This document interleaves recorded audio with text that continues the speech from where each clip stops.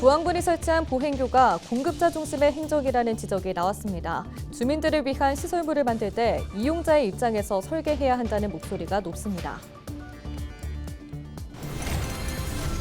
시도의원 정수 산적을 개선하는 법안이 발의됐습니다. 이원택 의원이 발의한 공직선거법 개정안에는 시도의원 지역구 인구 하한선을 현행 5만 명에서 4만 명으로 완화하는 내용이 담겼습니다. 전북특별자치도의회 예산결산특별위원회는 제1회 추가경정 예산 심사를 마무리했습니다. 예결위가 삭감한 예산은 전북도 14억여 원, 도교육청 77억여 원입니다. 정교조 전북지부가 초등학교 고학년 학생을 대상으로 삶의 만족도 설문조사를 벌였습니다. 조사 결과 전북 초등학생들의 평균 행복지수가 학년이 올라갈수록 낮아지는 것으로 나타났습니다.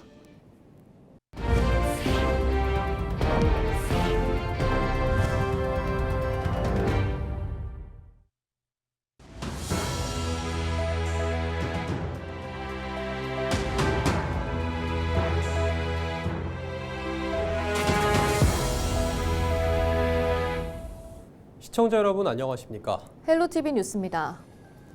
행정기관이 주민들을 위한 시설물을 만들 때 이용자의 입장에서 설계해야 하는 게 기본일 텐데요. 부안군이 설치한 한 보행교 사례를 보면 이용자 친화적이 아닌 공급자 중심의 행정이라는 걸 쉽게 알 수 있습니다. 아무리 작은 시설물이라도 사전에 주민과 전문가들의 의견을 들어보고 이용자의 시선에서 설계하고 만드는 것이 중요하다는 걸 단적으로 보여주는 현장을 이나라 기자가 보도합니다. 부안 대표 축제인 마실축제가 열리는 햇뜰마루 지방정원입니다. 신운천을 사이에 둔 자연마당과 햇뜰마루를 손쉽게 오갈 수 있도록 보행교가 지어졌습니다. 그런데 지은 지 일주일도 안 돼 수리 작업이 이루어졌습니다. 안쪽 모서리가 뾰족해 보행자들의 안전을 위협하고 있다는 부안군 의회의 지적 때문입니다. 모서리 각이 많이 져 있는데 애들 찢기고 넘어지고. 지난달 주요 사업장 현장 점검에 나선 부안군 의회는 또 돛 전망대의 문제점도 지적했습니다. 돛 전망대가 폭이 4m밖에 되지 않는 다리 한가운데 있어 통행에 방해가 된다는 겁니다. 특히 달팽이관 모양의 가파른 계단이 오르내리기 위험하다고 꼬집었습니다. 요즘 어르신들이 다 유모차를 많이 가지고 다녀요. 애들 데리고 가거나 뭐 이러면 정말 이용할 수 있는 그런 통로가 안 될 것 같습니다. 그러면서 조금 더 고민하면 상징성을 보여주면서도 통행을 막지 않는 구조로 전망대를 만들 수 있지 않았냐고 따져 물었습니다. 양쪽에서 충분히 올라갈 수 있는 자리가 있는데 왜 달팽이단을 만들었는가, 통행로를 막으면서. 이 같은 지적은 보행교가 이미 지어진 이후에 나왔습니다. 의회나 주민들의 의견을 수렴하고 지었더라면 하는 아쉬움이 남는 대목입니다. 보행교 건설 예산은 전북자치도로부터 받은 특별조정교부금 10억 원.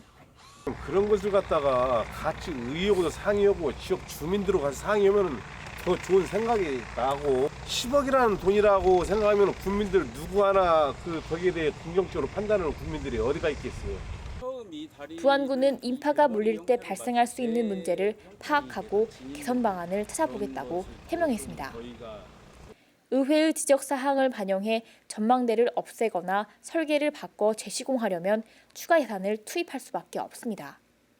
그만큼 수요자 중심의 사전 의견 수렴 과정이 반드시 필요하다는 얘기입니다. 헬로티비 뉴스 이나라입니다. 전북특별자치도의회는 올해 첫 추가경정 예산 심사를 통해 91억 원의 예산을 삭감했습니다. 전북도의회 예결위는 전북도 10조 811억 원과 도교육청 4조 7,238억 원에 대한 추경심사를 마무리했다고 2일 밝혔습니다. 예결위가 지난달 29일부터 3일간 심사해 삭감한 예산은 전북도 14억여 원, 도교육청 77억여 원입니다. 전북도의 예산 삭감 사업은 전북체육회 전문체육사업 지원과 전북연구원 운영 지원 등입니다. 2036 전주 하계올림픽 추진단 예산 101억 7천여만 원은 원안 가결됐습니다. 또 전북교육청의 전북형 AI 서비스 구축과 실내 LED 전광판 설치 사업도 삭감됐습니다.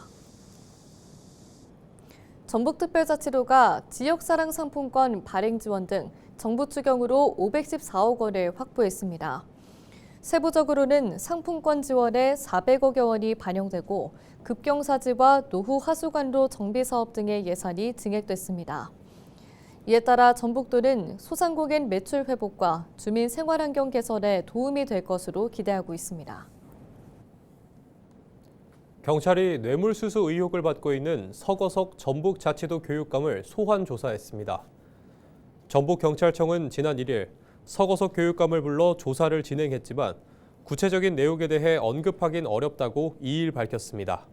서 교육감은 후보 시절인 지난 2022년 4월에서 5월쯤 A씨로부터 자녀의 장학사 승진을 대가로 1,200만 원가량의 현금을 받은 혐의를 받고 있습니다. 다만 A씨의 자녀는 장학사로 승진하지 못했으며 A씨도 뇌물공여죄로 입건돼 조사받고 있습니다.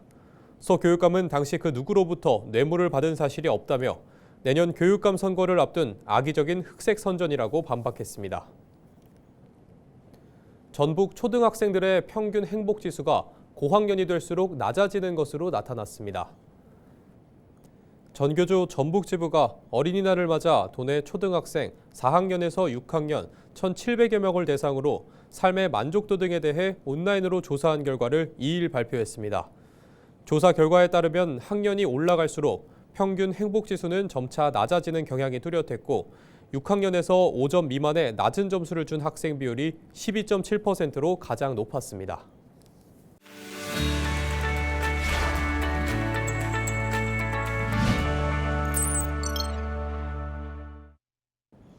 우리 지역 국회의원들의 활동 소식을 전해드리는 국회는 지금입니다.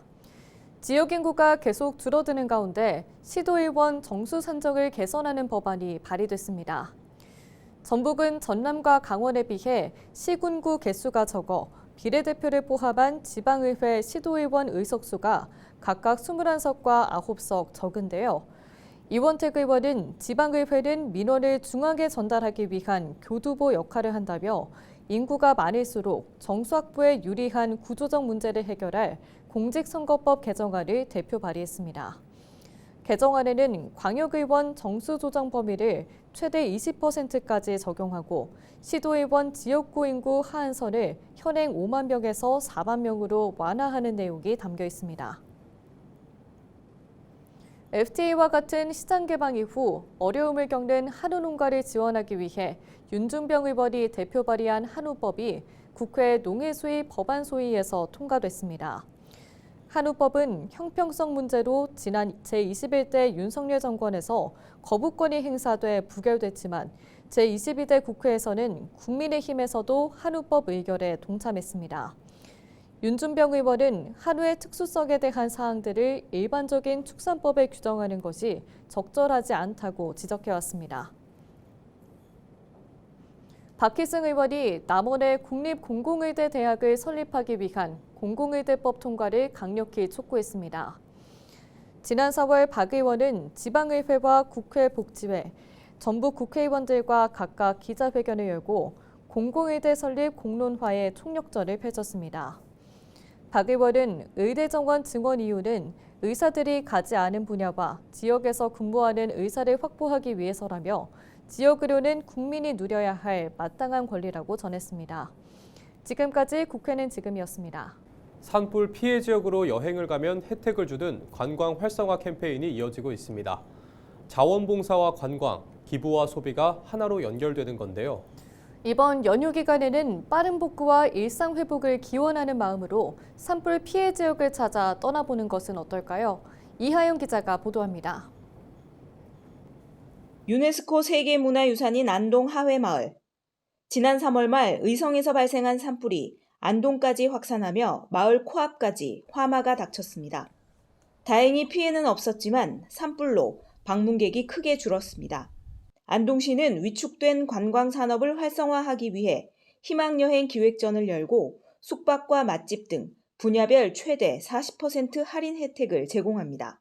네, 저희가 경북 봐야지라고 거기 사이트가 만들어져 있거든요. 경북 11개 시군 종합해서 이렇게 관광 상품을 판매하는 경북 봐야지라는 사이트가 있는데 거기 회원 가입을 하시고 거기 프로모션 거기 들어가셔가지고 할인 쿠폰 받아서 쓰실 수 있는 거거든요.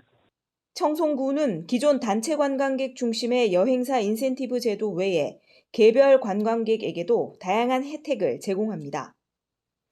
왕버들이 아름다운 주산지와 꽃향기비 단지가 펼쳐진 청송정원 등 청송의 대표 관광지를 방문하고 인증을 남기면 2만 원에서 4만 원 상당의 특산품을 받을 수 있습니다.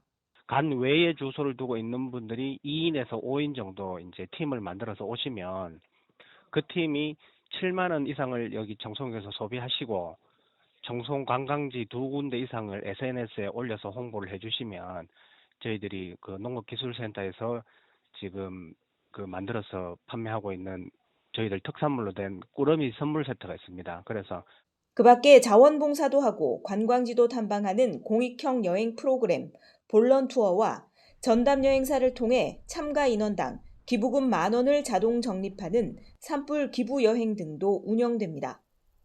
헬로티비 뉴스 이하영입니다.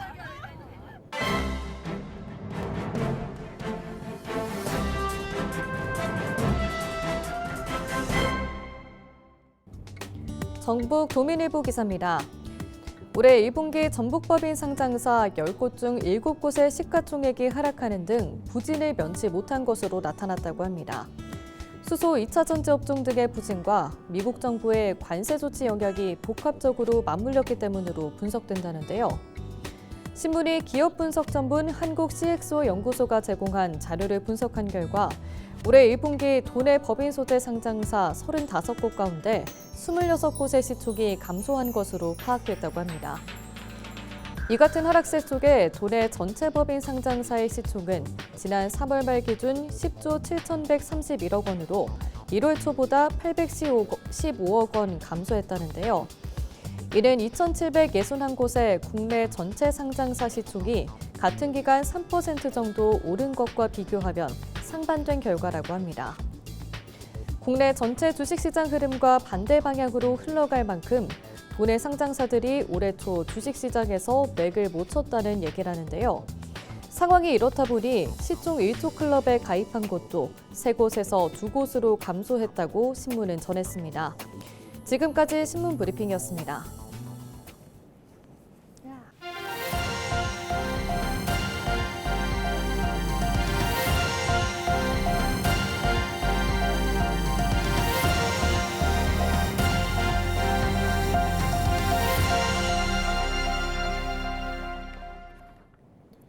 정읍시는 바이오 기업 육성과 청년 창업을 위한 공공임대형 지식산업센터를 건립합니다.